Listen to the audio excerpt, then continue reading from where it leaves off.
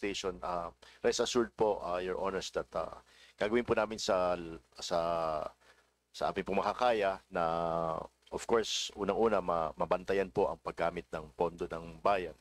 And dito naman po sa flood control projects na issues, makikita po ninyo, every week po ay magpa-file po kami ng cases against po sa mga may sala.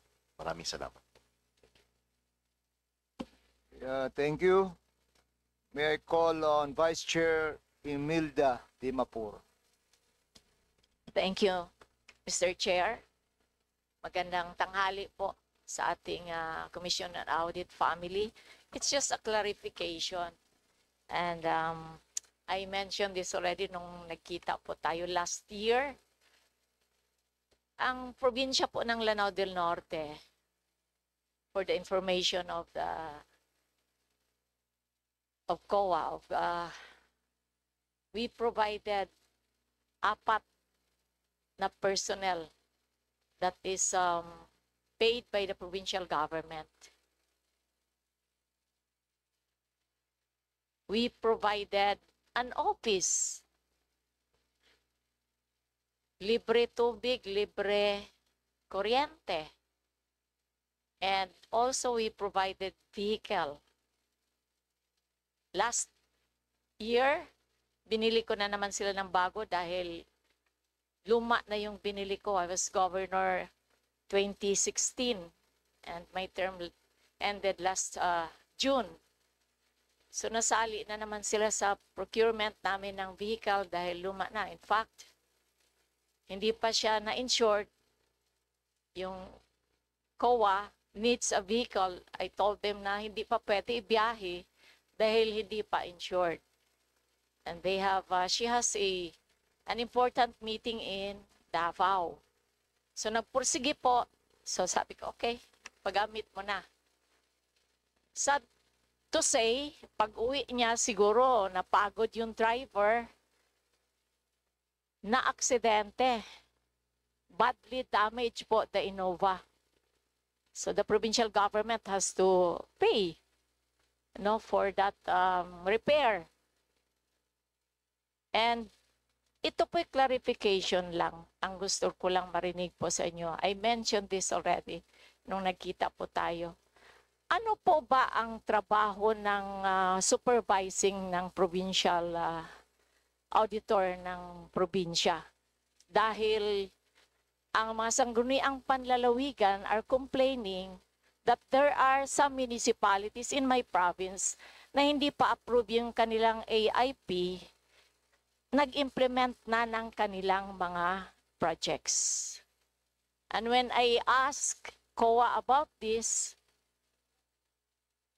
to discuss this and inquire, verify from the municipal auditor, ang sabi po kasi ng provincial COA, hindi daw sila nakikialam sa munisipyo dahil may mga auditor naman po daw ang mga munisipyo.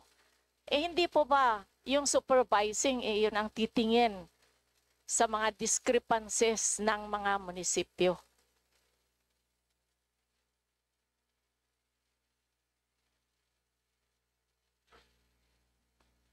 Ang in charge po, ma'am, sa amin pong local government audit sector ay si Ascom Juliano po. Good afternoon po, ma'am. Your Honor, meron pong supervision ng supervising auditor sa mga audit team leaders po, sa audit teams. Ang bumababa po na sa sector is general audit instruction. From the general audit instruction po, merong specific audit instruction ng regional director na yun po yung magiging audit focus ng mga teams namin sa field. Kagaya doon sa municipality po. Yeah, I just hope that you can look into that. Yes po, yes po. Dahil I've been complaining this from your provincial auditor and yet malaki po kasi like we have a 35% share from that the GN Powers in Lanao del Norte. He just remit almost a year kung hindi ko sinabihan that the Sanggunian will already call his attention. Apo, we So will, pag titingnan lang po natin, kasi kami sa probinsya, parati kaming na AOM. Kahit na, yung ang alam ko po ng exit conference, like 2019, pag nag-exit conference na kayo, you are already cleared, right? Hindi ganon. O, no wonder that hinukay na naman niya at ang hiningi lang is the transmittal letter. Transmittal letter lang ang hiningi. Yun lang ang hindi ko maintindihan. Bakit kailangan ng transmittal letter? So sana tingnan na lang po ninyo and maybe you can yes po, we will call the look into that, attention of the provincial particular issue po. auditors in the province of Lanao del Norte that they have to look into this.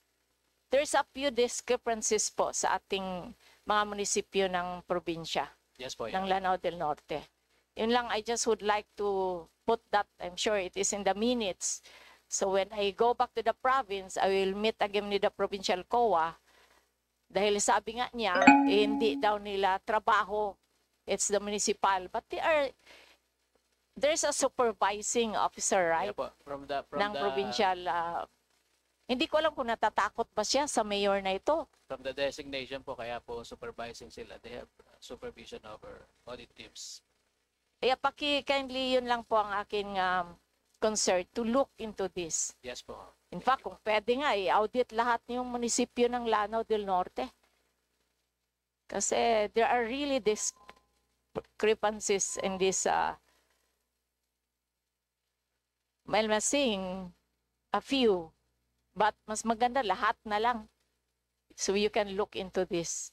Yun lang po, Mr. Chair, ang aking concern. At once again, magandang tanghali po sa inyo. Thank you very much po, Mr. Chair and Ma'am.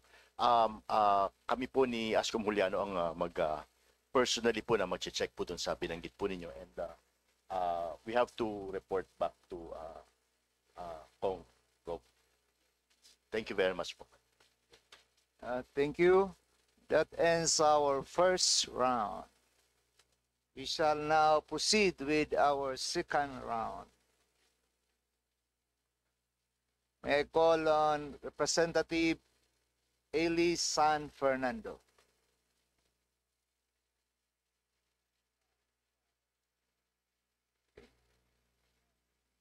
May I call on Representative Antonio Tino. Thank you, Mr. Chair.